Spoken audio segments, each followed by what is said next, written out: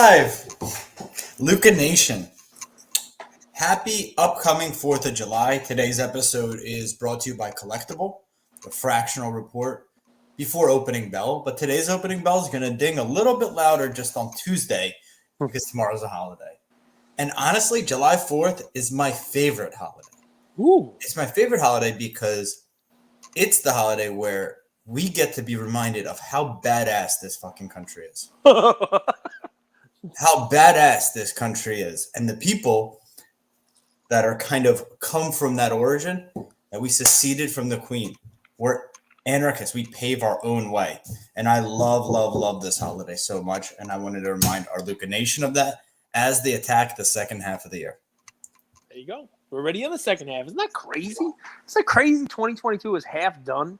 That's nuts. It really is. And I love it, man. You see, I got my flag flying here. I got, what they call bunting in my window here. My wife puts up all kinds of red, white, and blue. But we have that up most of the year. Not just you say bunting? Yeah. Yeah, it's like, the little, things that go, like, the, So when you hung that flag, that American flag, did you feel overwhelmed with pride? My flag actually was flown at the USS Arizona by Pearl Harbor. I bought a flag there that was actually flown there, and that's the flag that now flies outside my house. Dude, that's sick. Yeah, I mean, they do that. I mean, that's one of those touristy things, I guess, when you go visit it. But, it ties it all together. You know what I mean? So, and here we are, 4th of July. I mean, you're right, man. Independence. So I love it. You hit every bit of it, especially you, man. Born here, immigrant family. If you trace it far back enough, even to the guys who started this. Born in Ukraine. They're all immigrants. Born in Ukraine. Well, that's kind of here anyway. I mean, Ukrainians nowadays are just Democrats. Proxy warning me right now? Oh, my gosh. Oh, man. Well, so, I mean, listen. Cage gives the best compliments, guys. I guess it's a fair assessment, right? And not knowing what team you play for. And talking about independence. KD declared his independence from Golden State and went over and wanted to build his own thing with the Nets, with Kyrie KD, and the whole deal, right? KD's now independent from rational thought. But did you see what I posted just now? Bleacher Report came out with a report that Golden State is interested in bringing KD back, and they have the potential pieces to offer the best package for it, with names like Poole and Wiggins and all kinds of fun stuff. And I mean, look, I know we do Collectable and we'll do the episode in the whole 9 yards, but it was one of those things that I figured if anybody's going to have a take on, you watch the games, bro. So what's your take from Golden State side and from KD side? What's your take when you hear me say, wow, that might happen again? So it's funny, man. Like, you know that there's games right now in the Summer League? Mm-hmm. NBA understands culture really well. And there's so there's a post by Hoops Nation, and Hoops Nation does a great job. It's just a repost. It's like, this is the best team in the NBA, and now it's the Celtics because they got Brogdon and who else? Brogdon was the biggie. Okay, so they got Brogdon, and now it's like, this is they were going to be picking up Danilo Gallinari, but I don't think he's in that post. And now they're like, this is the best team in the NBA, and it's like, we do this. We overreact to off-season moves. Because NBA, we know every player. When we have this, like, we're like, oh, this guy, he's good here. He fits this. But at the end of the day, you still have to play 82 games and then have playoffs, and it's matchups. So there's that. And all the bullshit aside with KD, he's actually a pretty decent teammate in terms of, like, real shit that matters. Mm-hmm. He might be a little dramatic and diva-ish, but that's super subjective. At the end of the day, I would say he's a top 3 talent in the NBA that's ever come through. Like, I don't think we've ever seen anybody like KD. I don't think you'll see anybody else like KD. We're crowning Chet homegrown KD. Not even close. He's like infinity miles away. So if you have a chance to get one of the best players of all time onto your team, and specifically someone has such an unstoppable skill set, you'd be foolish because you win. And when you win, you make money. It's from a winning games and business standpoint, it's a good decision. But from a Golden State standpoint, you're saying it's a good move. I mean, would they be basically leveraging the future of the franchise for the next 1 or 2 years? Who? Wiggins? Golden State. They revived Wiggins. Wiggins is Right, like. so, I mean, let's say if it's Poole and it's Wiseman and it's whoever else is out there, and I mean, I'm not saying this was my take, man. I'm asking. I'm I asking because understand. I would probably go ahead and bring him back, especially for Golden State, the legacy guys. Like they just proved again they can win without this man. They proved it again. If he comes now, it's okay. Well, of course we're going to win with him. We would have won without him. Like it's they've already cemented what they are. Draymond, Clay, Steph. It will never really be KD's team. Now, it's a perfect time to do it. That said, if you're the Golden State Warriors and you lose Poole, let's say, like could Poole have developed into the next Steph, learning under Steph?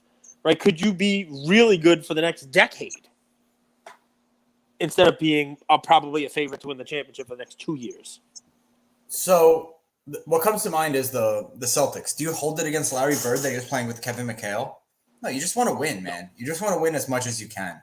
And these names in the moment seem hot and heavy, but like when you look back at 10, 15 years, you just want as many of those rings on your face. Okay, I agree with you. I agree. Wiggins, the Warriors are the best. Like if they were in sports cards, they would trade the fuck out of them. They would trade a button into like a Jordan 3 or PSA 10. Because right now, the stock has never been lower on Kevin Durant, and it's never been higher on Wiggins. They're trading a LeBron silver 19th year jersey for like a LeBron It's top funny, stroke. right? We say, it's not like trading stocks and cards. But right now, they would be doing what we're telling people, like, hey, there's these blue chips that are beaten down out there, and you can trade something that's flying high. Like maybe you trade your Jordan Poole cards, your Steph stuff, or your Wiggins stuff right now for Durant because Durant's beaten up. I'm with you, man.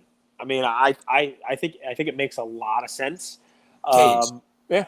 So it's like Wiggins, everything Wiggins does, Durant does. Like Durant averaged 30 points a game this season.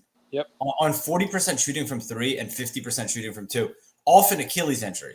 Yep. So like, and that's with Kyrie doing what Kyrie does. Harden was at the strip club and getting fat all the time.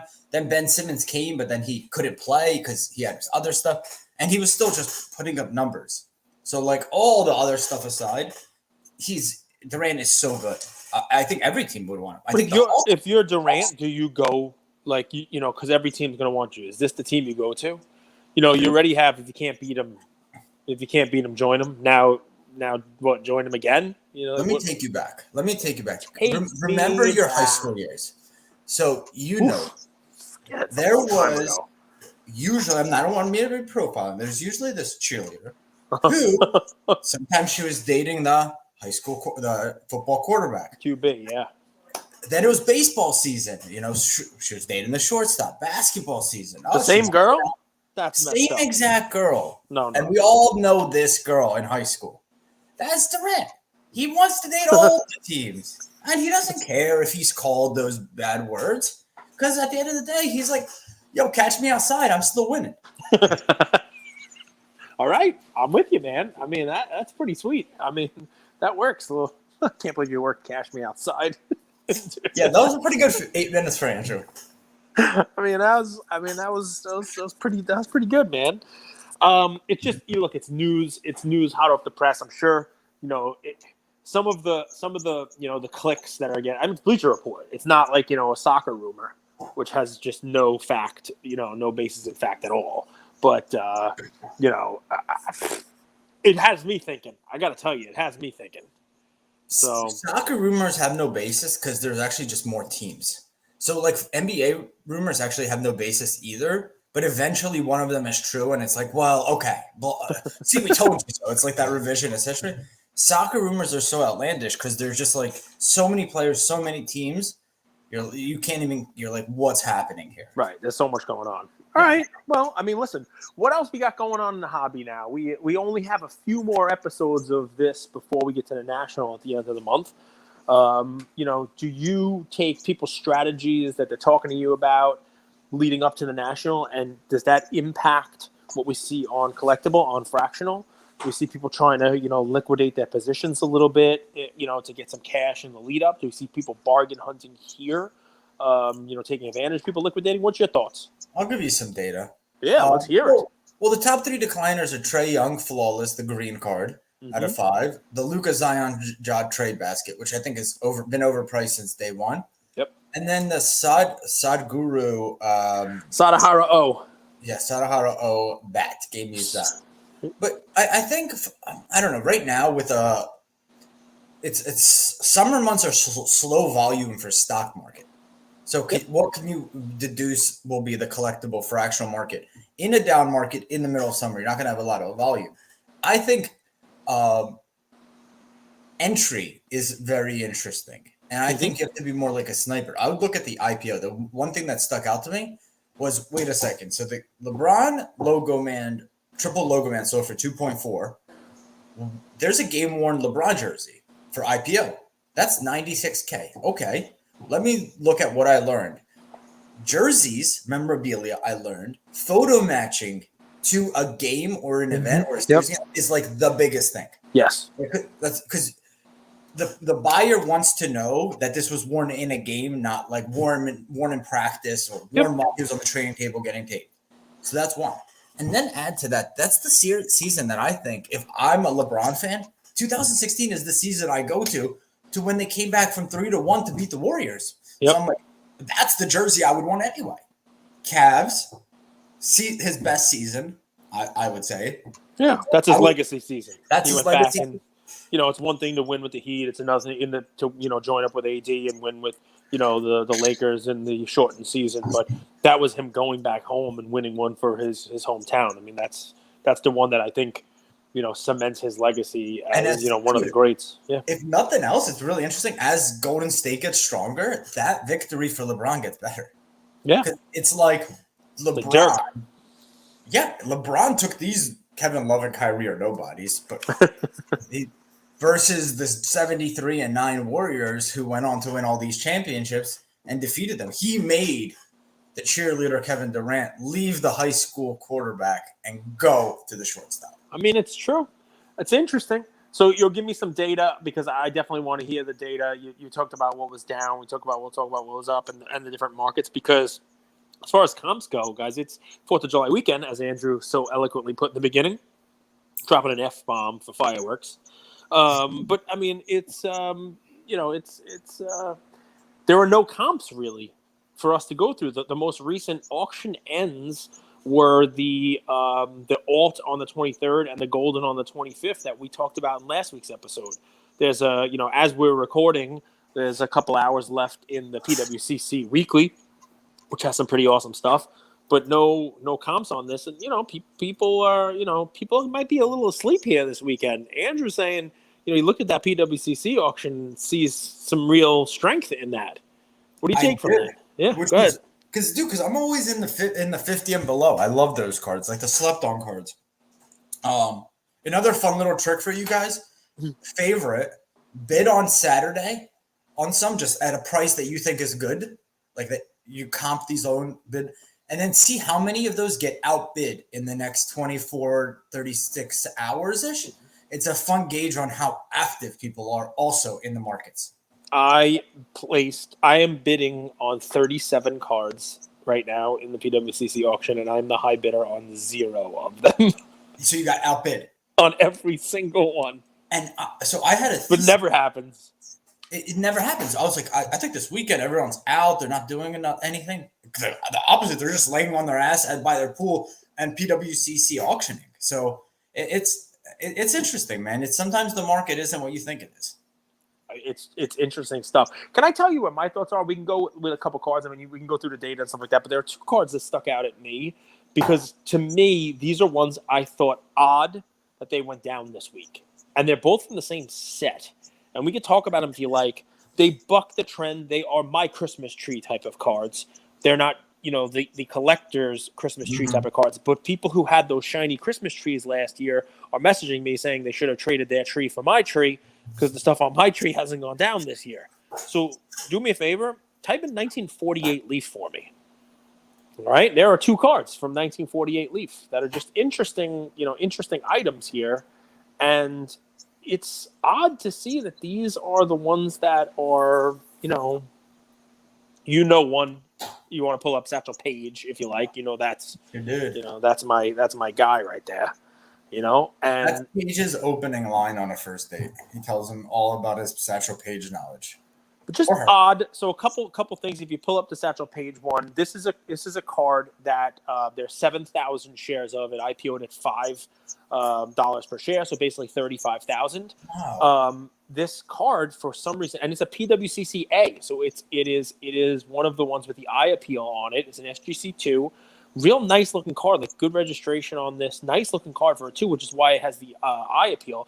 IPO'd at 35,000, and for some reason, I don't know if it's a liquidation event. I don't know what's going on, but it was around that 5, and the secondary stayed in the 4s, 4, and then it went from $3.99 down to $3.15 a share here this past week. If you pull up, look at that, just falls off a cliff on the chart there. So now you got a card here where it's vintage, right? The rest of the world is moving their money into vintage in this flight to quality type of situation. And you have a card now that is sitting, $22,000 basically, if I'm rounding, this is, he's got a 48, he's got a 49, he's got a 53 tops. He's not in 52 tops, which is a little different. He's got a really cool 53 top. 59 years old, guys. In an era where people are dying in their 40s, this guy was still playing professional baseball as a pitcher at 59. Yeah.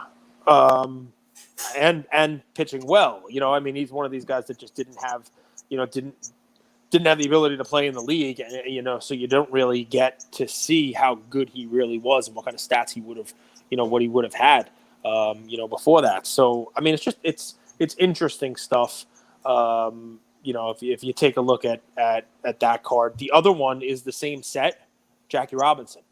So guys, I'm looking at vintage as flight to quality, not just vintage like, these are great cards, but vintage because I'm also looking at, if you listen to our show, Andrew and I have talked about this all the time, eye appeal is key, right? So it's not just vintage in the grade, it's looking at ones that are, they are good-looking copies. And we've talked about this at the weekly auction this week. We talked about hey, an off-center designation, how much does that knock the card down? Whereas the eye appeal, how much does it knock the card up? And I know we've seen, so there's a PWCC 3.5, there's a PSA 3.5, PWCC E is the one that I'm looking at. Perfect centering. Just a gorgeous card. And yeah, some comps on this have been lower, but take a look at this card and take a look at the chart on this one, and this is one that's it's not the rarest card in the world. That's the thing, right? If you look at the pop report, there are other ones of this out there, and there have been 4s that have sold and 5s that have sold recently. They're getting in the hands of people who want them and are probably going to hang on to them. To me, this particular card, just this one, is one of the best looking ones that I've seen from a quality center and registration perspective. And look at the chart, man. It's just kind of, dwindling away. While everybody is moving their modern stuff and moving into, the vintage and high quality and eye appeal stuff, this one here is one, This is cool, Cage. I completely forgot. I own this card. Oh, look at that! I have 11 shares, $30. Well, there you go. Make sure you tell everybody that, because Andrew and I do not talk about our picks, but here you go. But you own it. And it's on the screen share. It's literally. And you have been. That card's lost money. But I think that's one of those. Yeah, I think that's one of those things where I think it. There's no reason for a Jackie Robinson card to be going down the way that this one just recently has. So that's. Top. I bought the top. I'm the Steve Aoki of Fractional. I guess that's. Fade Andrew. That's as real as it gets. So we have the LeBron jersey. Cage brought you guys 2 vintage plays from 1948 Leaf. Let me give you guys a quick open for exclusive access and app. So Carlton Fisk, Carlton Fisk. Yep. Waves it fair home run ball. That's when he hit it, I think, down the left field line, and it was right along that foul line. Yep, and he's like, stay fair, stay fair. Yeah. World Series Game 6 ball. $280,000. That's it's not cheap. But it's iconic, I guess. But for Red Sox fans, that's like, so I have a friend who built like a Red Sox kind of like basement, like man cave, and he's got a green monster, and he's got the retired numbers, and he painted it all, and he has, because some basements like mine, they have like weight bearing, posts in them. He painted that yellow, and he bought a Carlton Fisk autographed baseball and attached it to where the foul pole is. That's cool. For that kind of like, moment in history there. So it's pretty, interesting They stuff. still lost that World Series though, right? Because Yes. they didn't win since 1918. They so did. They couldn't have won that one. I mean, but that was as close as they were getting, I mean, Gotcha. that one, and, Bill Buckner then in 86, and, interesting stuff. I mean, I don't want to, really rub it in with the Red Sox fans. Ian and I, on Friday opening, we opened up a box of Topps Platinum Edition, I think it's called, the Chrome, and we got a Bucky Dent auto. The Red Sox fans don't like Bucky Dent either. There's a Dick Butkus auto in the PWCC auction for $38. Dick Butkus. That's the linebacker award, right? Yeah. Oh, yeah. Well, I'll cheer up Red Sox fans. Their boy Devers. No. I thought it was Devers. I'll cheer up Yankee fans. Top 3 gainers: Gleyber Torres, Bowman. Talked about that one. Refractor up 50%. Hank Aaron has a basket on Collectable. Talk about that one too. And Gretzky Topps rookie PSA 9 on Collectible up 33%. Yeah, I mean, listen, the Gleyber one. I mean, he's playing. He's hitting home runs, and that one just got that one. The Aaron one. It's the ones we've spoken about in the last 2 weeks. Just looking at the chart, somebody exited it. Somebody was looking for liquidity, sold it, and no reason for it to be going in the direction that it was going. From a market perspective, soccer was down 4% on Collectible. So maybe soccer is an avenue to kind of take a look at some of the items in that people are leaving soccer when as long as you're looking to hold it for more than a couple of weeks. World Cup's coming, right? So maybe the soccer segment, shoot. Soccer's collector base is small. Very small, true collector base of soccer. The collector base of soccer was a lot of the same people that now bounced to F1. And anytime there's a little bit of a downturn, they're not going to hold soccer. They could care less. It's true. It's very true. The collector base is the foundation. It's the basement of whatever kind of you're collecting, whether it's basketball, MLB, vintage, football quarterbacks. The collector base and how strong they are and how unwilling they are to sell is really the foundation. I think soccer has a collector base bigger than tennis, for example, but not like the big 3. And in a downturn, I think a lot of people go to liquidate soccer. If you'll allow me, I'll swing it over. I mean, pretty soon people will call this vintage, but obviously it's modern. It's one of those things. As nice as vintage with eye appeal is, if you could pick one other segment of cards in the more modern world here that has stood up well, if not gained, where would you go? Basketball type. It's the cards that I rail against and say I don't understand why people go for these things. I think 03 exquisite to 09, to 09 or 2012 is a really interesting set because it is a little bit vintagey in the sense that it's 20 years. I mean, LeBron it's a 20-year-old card. So 03 LeBron. Okay. So how about the sets of like numbered stuff from the 90s and early 2000s? We've seen these things, the PMGs. They're holding up, if not gaining value. The essential credentials cards that are numbered that everybody seems to like. So there's a card on Collectible. 96 to 2003? The 2003 Fleer EX Essential Credentials, now rookie. The LeBron, that's numbered out of 102. All right? That card, 35,000 shares. $5 a share IPO. You do a quick math on that, that's $175,000. You want to take a guess what it's at now? Remember, IPO'd at 5, came out in secondary, and it's only been in secondary trading for about 3 months. It was a $5 IPO. $5.50. $2. Wow. So it is down 60%. Gage, what's the card? It's the LeBron 2003 Fleer EX Essential Credentials Now rookie.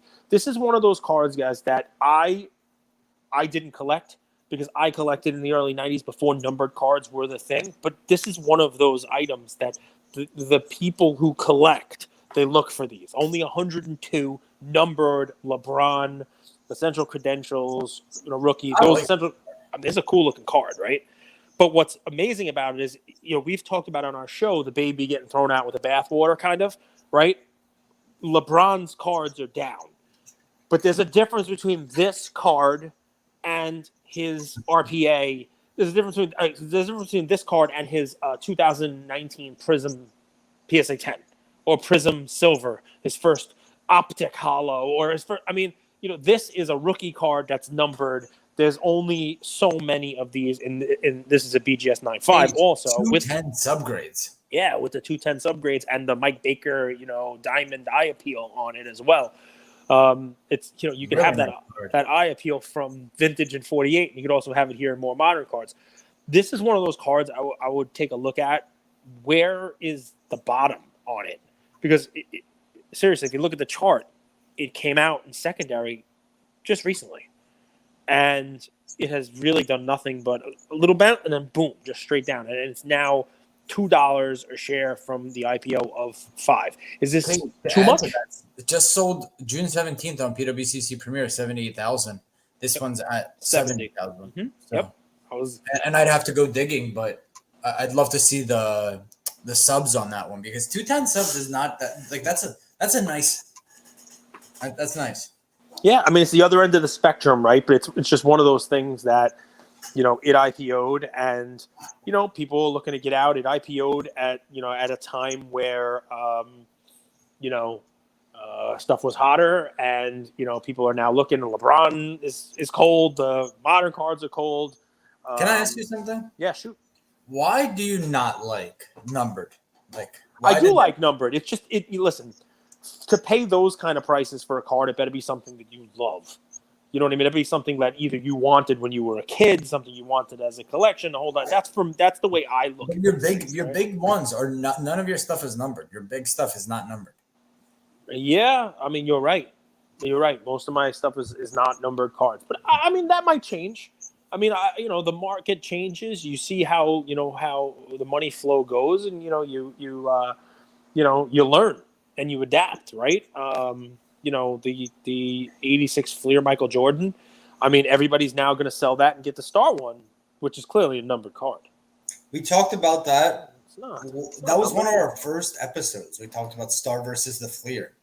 It was so funny to see that was like news this week. I was like, dude, we talked about that in August 2020. Yeah, remember I talked about how the 9.5 was a card you'd mortgage your house for. That's better than any other Jordan out there because only 3 of them. Yeah. You had a really nicely centered Star too, which there were not a lot of 9 centering subgrades. Only BGS graded that card. That's also a card that's very thin, the way I understand it, and very easy to trim to make so your centering's better. So it's a very interesting card, but I'm surprised that it's a new debate because it didn't feel new. I think it. Sometimes people need something to talk about and something to make money on. So this is, that's the deal. Honestly, I'll have a take on the Star stuff soon, but not for this show because there's the Star one on here. By the way, what you're doing right now with your IG, you're like Mariano Rivera with a slider, and you're just pinning the corners. I love to watch it. I love to see it. From someone who never had IG 3 years ago to basically, I'm just keep at it. I'm having fun. I'm having fun with it. Do you like the Michael Jordan 09 exquisite rookie flashback patch auto? There is a BGS 8.5. It is an attempt to bring Jordan into the exquisite, numbered at a 23. Real rare card. You know how in 09 they did the exquisite ones? Steph has them. They sell for a pretty penny. There's a Jordan one.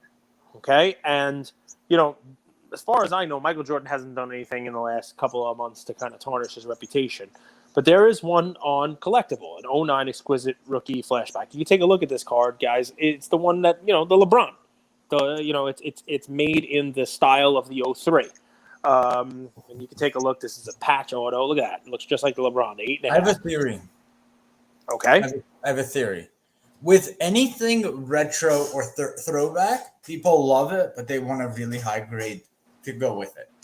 Like, I think they want the 10 because this is not an old card. This is from 2009. Yeah, but thick cards are very difficult to have. And there's only 23 of these total. You know what I mean? Like, I'd be surprised. I don't know if there's any 10s, you know? So it's got a real nice patch. I guess where I'm going with this one is if you pull up the chart on this, this one IPO'd at $10 a share, 16,500 shares, meaning $165,000. Without looking, what do you think it's at now? IPO $10 a share. $3.90. $3.90. Yeah, you did. You looked. $3.90 a share, right? So that is now, down 61% from the IPO that happened 3 months ago. Exactly like that Essential Credentials one. You know, these were ones that were offered at a high point. It looks like people might be looking to kind of, get out of them. And you now have a card that at 16,500 shares, basically $4 a share. You know, what are we talking about? $66,000. I mean, I'm trying to do my math on that, right? About $66,000 of value on that. When does that become a buy, if not already? Did Jordan sign a lot? No, because he was always, he was always with Upper Deck, and so the autographs didn't really start becoming prevalent until 2000, the early 2000s. Like, there were some autographs in the late 90s, but the autographs came like LeBron. There were autographs there. But think about it. What autographs do you see before that? And because it was Upper Deck. One today. So Cajun Cardboard posted the first Beckett magazine with Jordan. Mm-hmm. And I went on eBay, and there's two that are signed by Jordan. Oh, that's cool. That is cool, right? My son just got back. He was out for a little while. Hey, buddy. Good to see you. You saying hi? Jordan signed an exquisite 03, but he obviously didn't have one of the RPA looking ones. You know what I mean? So it's just like a cool design that they did in the throwback. But yeah, I mean, you don't see Jordan because Jordan's not in Topps. Jordan's not in Panini. So you see the odd Jordan was in like the Gaudy products that were made by Upper Deck. I would open those and hope to get a Tiger Woods or a Jordan auto, that kind of stuff. LeBron. Those were the only times you were able to pull their stuff if they were Upper Deck athletes. So let me do this. Let me tell you guys what IPOs are still open, and then we'll do like a 5-minute market update for the second half of the year, maybe a little bit of like what you should expect, how should you play it, etc. And then we'll bounce. And wish you guys an amazing 4th of July. So 4 IPOs still open. I'm going to need help with – oh, that's sick. Mike Erozione. So, Cage, I don't know if you saw the Do you know who that is? Yeah, I know who that is. I put a GIF into our Lucas Tigers Discord. I said, all right, man, the roster is chosen. Now it's time to bring home the gold for the Cigar Night RCPs. Mike Erozione, Team USA Hockey Gold Medal game jersey from historic Miracle on Ice run, 708,000 with 89% retained. I need to look this up. That's sick. I love that movie, Paige. That movie makes me. I'll pull it up for you guys. That movie. I mean, dude, USSR, right? That's got me in my feels for. This is interesting. I don't know what to make of this valuation. I mean, I'll tell you, right? It's one of those things that's tough to value, and also, the person who owns it doesn't want to lose it. They're looking to, have some cash, liquidate some of it, but they're keeping 89% of it. That's kind of, my initial thought on it. Makes it a little tougher, right? Because. Wow. But that's really cool. I think this is the only way you could invest in something like this, though. The flip side, if you're hockey, U.S. hockey fan, especially, this is one of those, unique Grail type pieces that just don't become available. And obviously the person who owns it doesn't want to sell it. So this might be your only way to kind of invest in a piece like this through Fractional. You seem skeptical.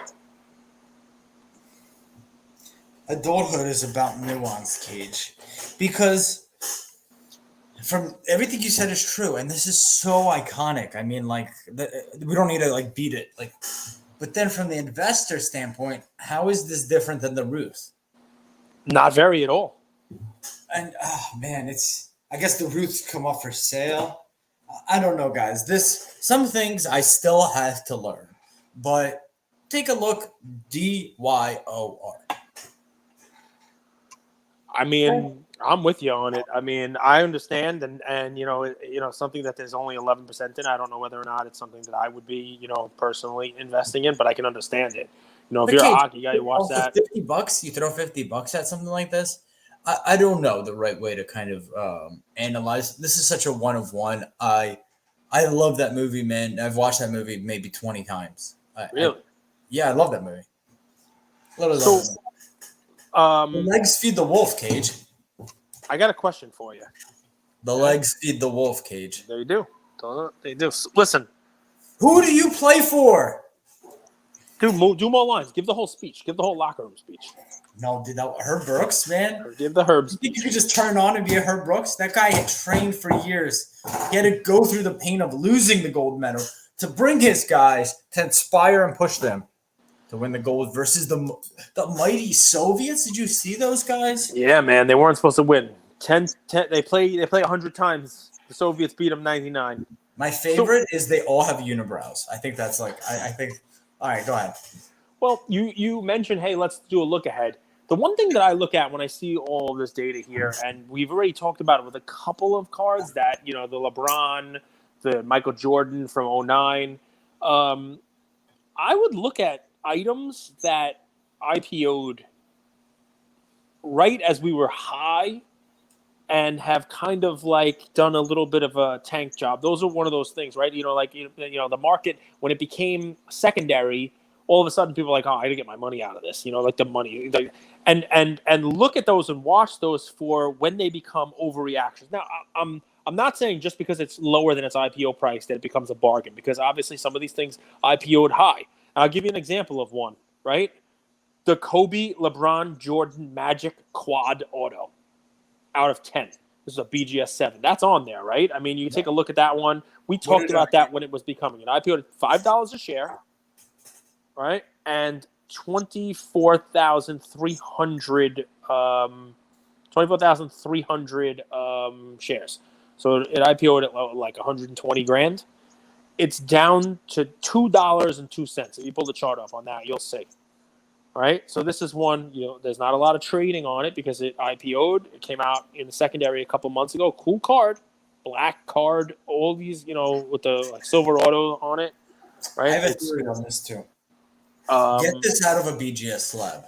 I think BGS gold label slabs are beautiful. I think this is such a eyesore for such a beautiful card. I mean, you're probably right. I mean, the autos are nice on it. Gorgeous. My thought is, you know, IPO'd at 120 grand and is sitting now at what, less than 50. This just needs to be quad auto and an authentic auto grade. That's how I want to look at it. That's how I want it displayed. Because this is some cards are collector's cards, some cards are investor cards, some cards are display cards. That's a display card. Yeah. How about World Cup coming up? Pull up the Ronaldo 03 Panini Mega Cracks in PSA 10. I don't like that name. Unimprovable condition. Ronaldo PSA 10. Here's one that IPO'd at $10 a share, 30,000 shares. Basically a $300,000 card. And it is now, from $10, let's say 4 months ago, recent drop to $6.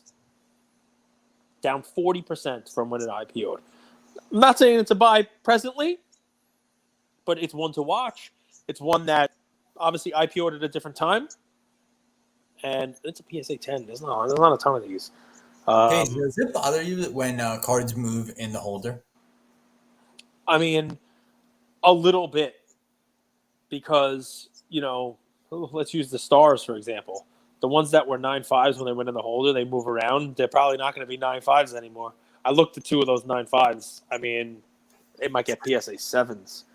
You know, it's interesting stuff. Guys, it's just a lot of data out there.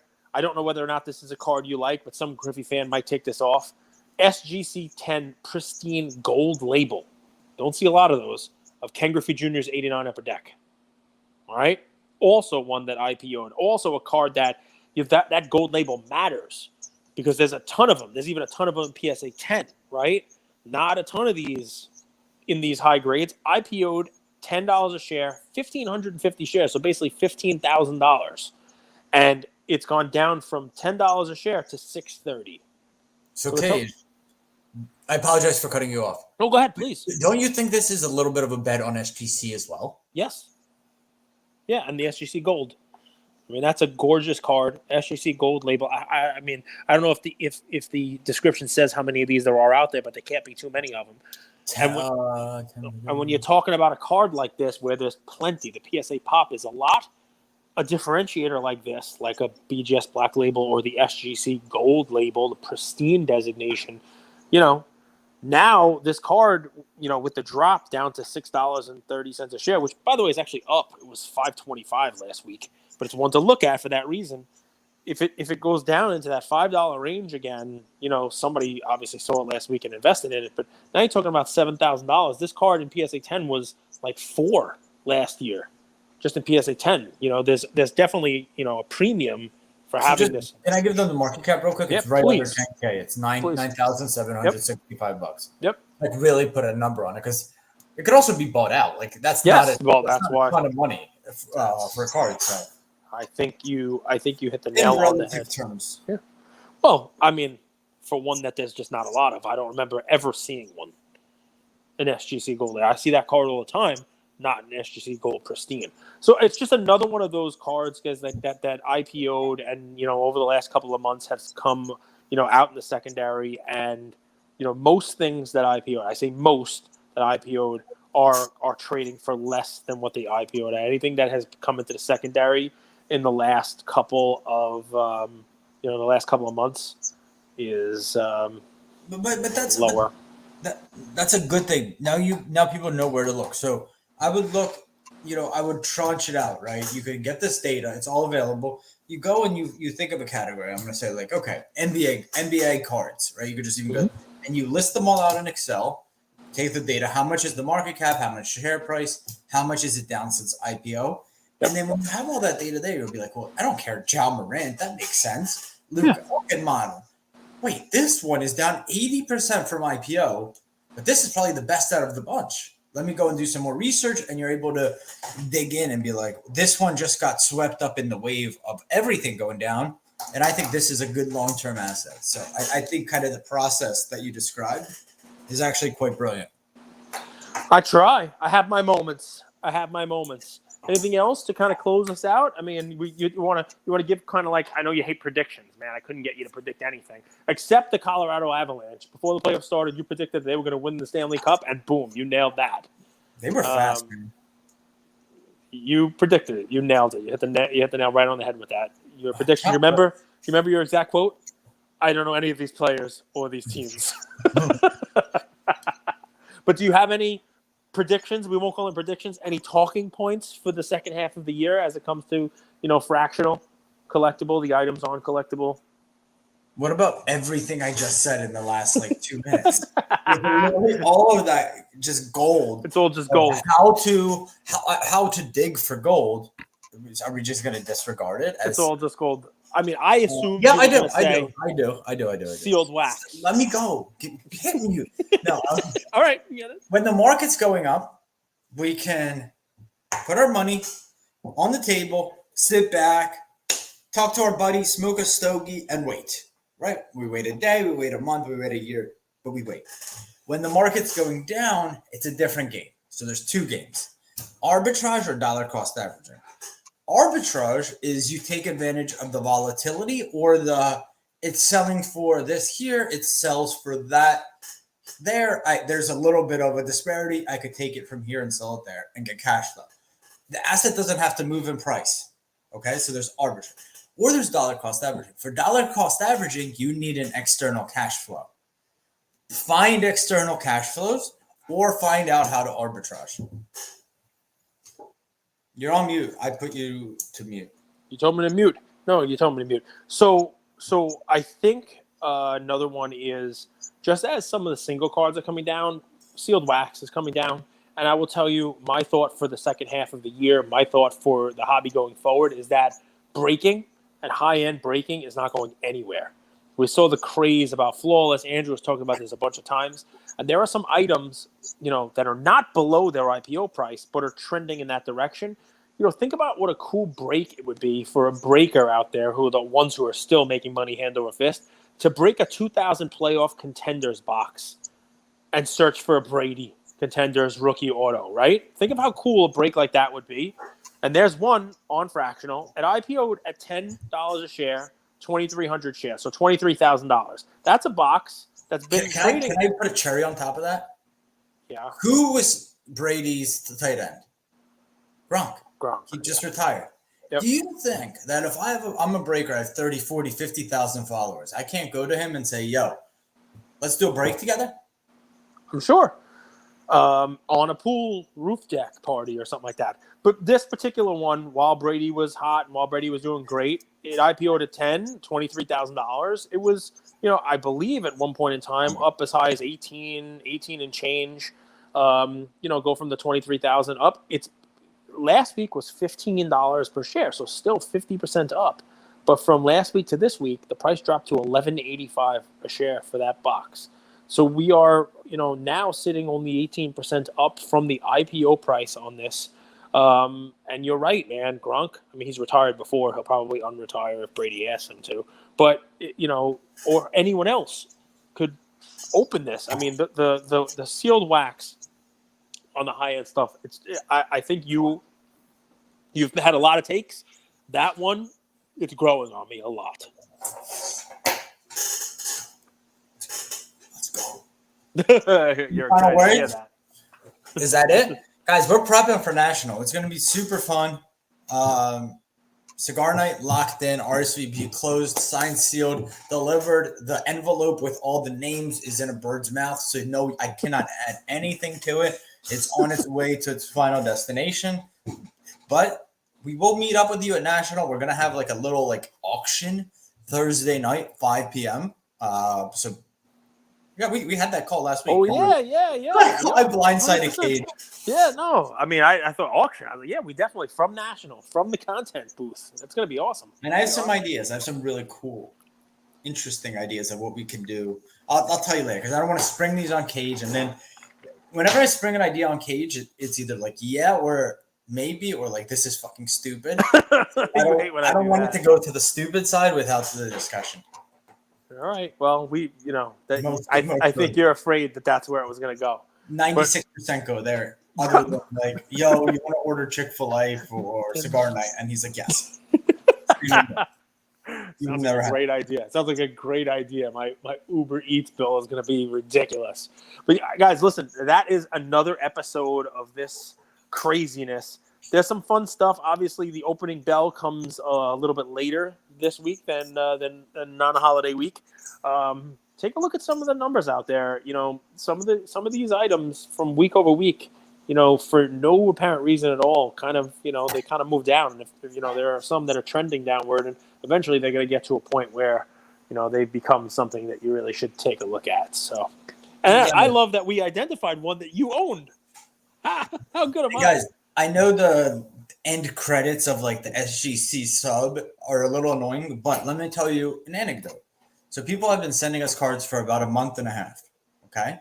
Cards that they got in different places. They're now able for $25 a card to get them graded and back in their hands. They got them back in their hands in 8 days and then 10 days. With what we added on Whatnot, people say, hey, keep this card. Shout out to you, Chronic. LaMelo Silver. Auction that off. And that will pay for the rest of my sub. And the rest of the sub was Justin Jefferson, which got 10s. Dalvin Cook. This guy's a huge Vikings fan. That's one example. But the point is, we're not trying to spam you for spamming's sake. We're trying to find ways to deliver a small bit or a lot of value so that you guys could have the benefit. And the SGC sub and Whatnot consignments has been beneficial. It's helped people make money. It's helped them flip cards. It's helped them get cards graded for the PC, etc., etc. So please utilize this opportunity. You could message me or Cage with more questions. Thank you all for listening to another episode of Lucas, Tigers, and Bronzo My. I wanted to tell you about a new service that we have starting as of today, and I'm really, really excited to bring it to you guys. So as a part of our partnership with SGC, we got 50 free submissions every single month, and many of you have taken advantage of that. And it's amazing that we could have the opportunity to 650 episodes, 675 episodes in, to go ahead and give back to our community. As people were sending those cards in, they asked, can we send 5, 10, 20 more cards to you guys? We'll pay for it, but we wanted them graded with SGC. You guys know SGC is turning cards around in 13 to 14 business days, have incredible customer service, and their secondary market values are going up day after day after day. And that's exciting for the hobby and exciting for the grading landscape. So we didn't want to just rush into it. We wanted to do it right. And what we did was I relocated here to Boca Raton, Florida. I opened up a P.O. box maybe 5 minutes away from SGC, and I will be hand delivering and hand picking up the cards. So you don't have to worry about anyone else touching your cards. It will be me, and I will update you every step of the way. So here's how it's going to work. I'm going to personally pick up the cards from a P.O. box, prep them, new card saver, new penny sleeve, and deliver them to SGC every single Tuesday. Why Tuesday? Well, it lets the stragglers over the weekend come back through on Monday and gives me a day to prep, and it basically gives SGC the entire week to work on grading those cards. Once your cards pop, only then at the end of the process will you be paying for the service. It's $25 per card, simple as that, and the turnaround times have never been faster. We're hearing right now 13, 14, less than 20 business days. So there it is. 9170 Glades Road, number 135 is the P.O. Box in Boca Raton, Florida, 33434. 9170 Glades Road, number 135, Boca Raton, Florida, 33434. Of course, you could shoot me an email or shoot me a text anytime, and I'm always available. Many of you already have my email. It's iamandrewgoldberg@gmail.com. or my cell phone number, 215-519-9154. Reach out with any questions. I could walk you through the process. I've hopped on the call with quite a few of you, and I'm happy to do that. Love you, Luca Nation.